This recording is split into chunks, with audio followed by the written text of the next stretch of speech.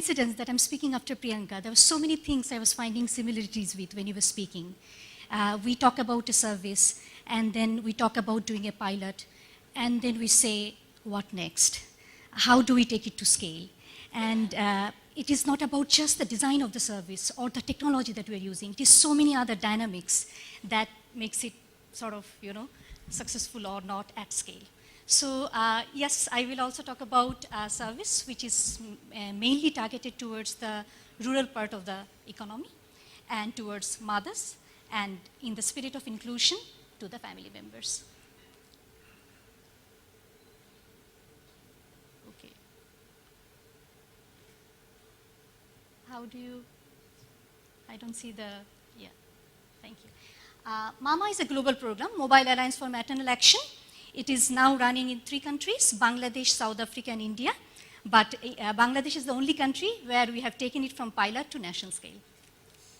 A little bit about DNET. DNET is a 12-year-old social enterprise based out of Bangladesh. We incubate innovations. We spend enough time in building innovations, taking it to replicable models, and taking it to large-scale programs, either ourselves or through our sister organizations or through the partner network that we have. The program that I'm talking about today, the service, Aponjon. Aponjon means your close one, Apnajan, close one. And it is majorly targeted toward MDG 4 and 5. Things are bright, but also there are some stats where we know that, a lot of mothers, in the absence of very simple informations, mothers and their family members, there are neonatal mortalities and mother deaths at the time of delivery or during pregnancy. And today we have talked enough about mobile penetration. It is true that mothers, our rural mothers may not have a mobile set belonging to herself, but she has access to mobile. So the household has a mobile which she may have access in the evening when the husband comes home, or maybe her neighbor has a mobile that she has an access to. So I remember that even when I was small, we used to stay in the quarters where there used to be one phone or one television, and people used to sort of run around and things like that. So there is heavy access to mobile phone. So keeping that in mind, we designed this service called Aponjon. It is actually targeted towards behavioral changes of mothers and their family members and contribute to a reduction of maternal and neonatal mortality. So vision-wise, that's clear. We want to reach a lot of people, otherwise behavioral change is not going to happen. And that's why scale and sustainability has been in our radar from day one. A little bit about the service model. We provide health messages, 2 messages a week to the mother based on her week of pregnancy or till her baby is 1 year old, based on the baby's week of age. Messages are available both in IVR, that is voice, and SMS. It is available in both voice push and pull. So most of our mothers, it is a matter of, they may not dial and listen to the message. So her phone rings at a designated time of day, her preferred time slot, because maybe the phone is not available in the morning, maybe the phone is available to her late in the night, or maybe it is available to her in the noon time. Whenever it is, she can choose her preferred time, and at that time, her phone will ring and the character will talk to her on that, just like you were talking about the doctor character. A reliable character talks to her in form of a voice. It is also available to other segments of the spectrum in terms of SMS. We understand that inclusion is very important to empower the mother, to empower the woman. We need help of our family members. Thus, messages, the service is also available as we say, gatekeeper. So her mother-in-law or her husband or any member of the household can also register for the service, and they then get messages relevant to them. So it's personalized messages that they get, not the same one. I will come in a bit to the business model. It's a paid service. It's 2 taka per message. I should also say, before questions come rushing in, that no, it doesn't cover the cost of the service delivery today. That's why there's a business model to see how when the grant dries up from USAID or Johnson & Johnson, how are you going to sustain? And I'll talk a little bit about those bits in a bit. As we have done comprehensive formative research when we launched the pilot in 4 districts with only 1,200 people, and we took feedback on content, on service design, on pricing. Again and again, we heard our mothers saying that we really love these messages. These messages help us because it comes twice a week. A frontline health worker comes once in 30 days or 45 days in Bangladesh.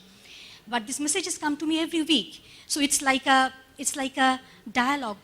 Sorry, it's like a line, but I want to dialogue. I want to talk to somebody. And just a month back, we have launched our counseling service where our subscribers can call and talk to a doctor.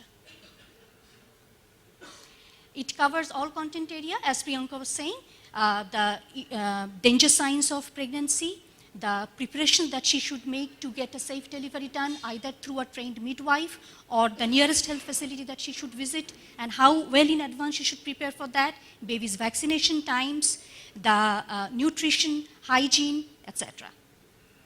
The content, again, was developed from scratch by our team, reviewed by experts at government health levels, by WHO, Johns Hopkins. And we have a content revision, dynamic content strategy by which we are already in our third revision of content. Just a bit on content. The content is available in urban and rural version, so the same content is delivered differently to a urban mother than to a rural mother. Like rural mother, it goes in a drama format. But whereas we found that our urban mothers like a more straightforward approach. It is also personalized based on, as I was saying, mother, subscriber, mother, husband, or mother-in-law, etc. We are also currently working on getting the 2 dialects that are mainly used in Bangladesh.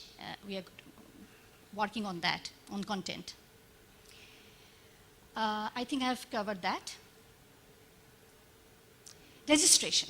Again, it's so very important to have a sort of cover a lot of channels of registration. Otherwise, how will you reach numbers?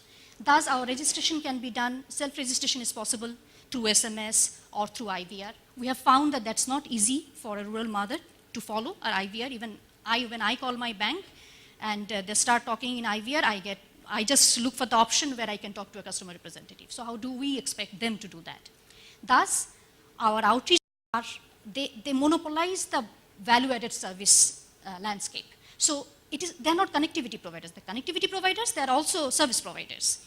Thus, when somebody else comes with a service, we get called as content providers, not service providers. And it was a big challenge to technologically integrate as well as strike revenue sharing deals and to have one shortcode, as Priyanka was saying, across mobile service operators.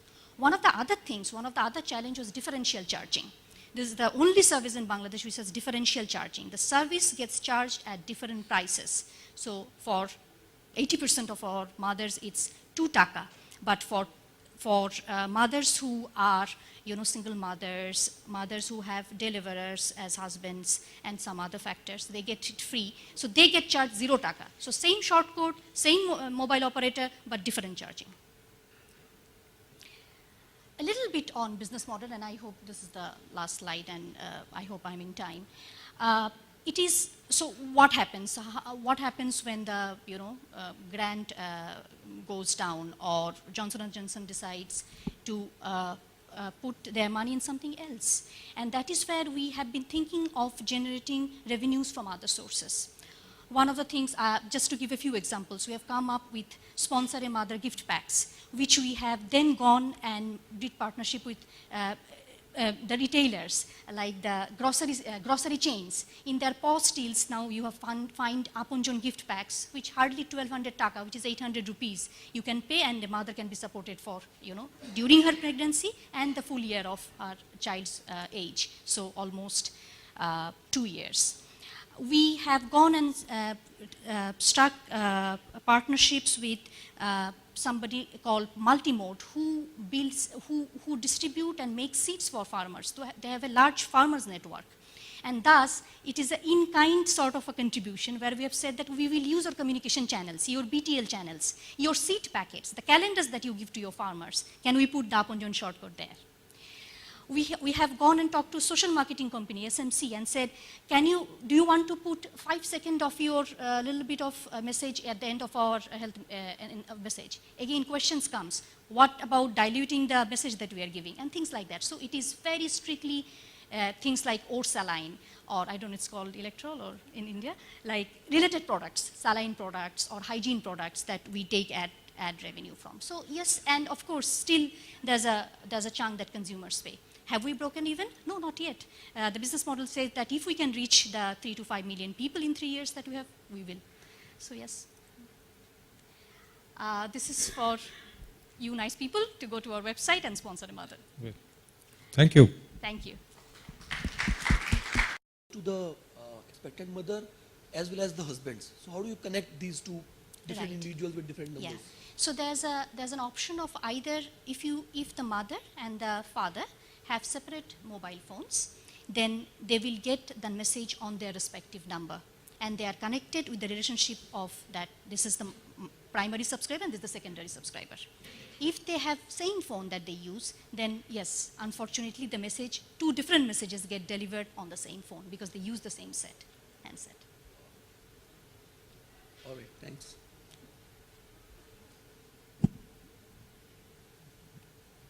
Can you talk a little bit about the experiences, the learnings between the rural and the urban market?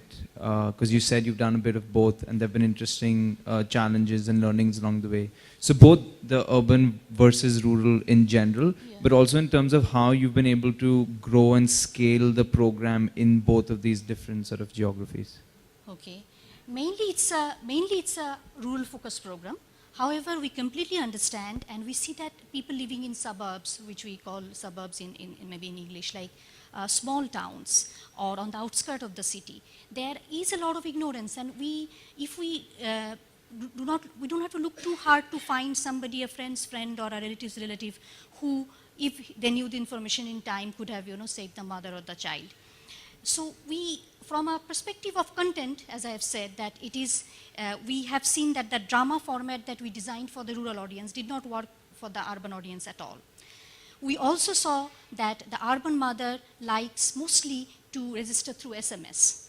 Thus, we do not still have Bangla font available on phone. So it is like, what is it called? It's in English, the Bangla is spelled out in English. So we spent a lot of time in getting those spellings, near about accurate, because a lot of people use the same word in different spellings. Like we ourselves, when we SMS in English, we just use different spellings for the same word because our friends know how that works. So content was one bit. The other thing was pricing. We spent a lot of time thinking, should we make it premium for the urban audience? So far, no. We have technologically kept that option because it's differential charging. So tomorrow, if we want, we can charge them, say, 5 taka. But till now, the research shows not a lot of inclination of paying a lot of money.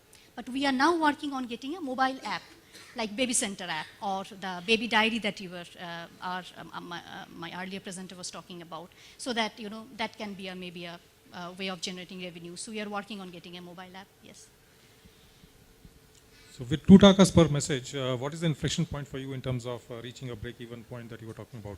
Sorry, sir. I can't hear. With 2 taka per message is what you're charging, right? Yes. So what is the inflection point for you to break even? I mean, what is the kind of number that you look at? So today it is around 5 taka. It is costing us 5 taka per delivery.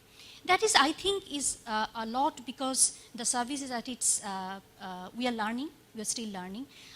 We have done it right at many cases, like getting the service model right, getting the partnerships, though it took time. We have a partnership with the Ministry of Health and Family Welfare, etc.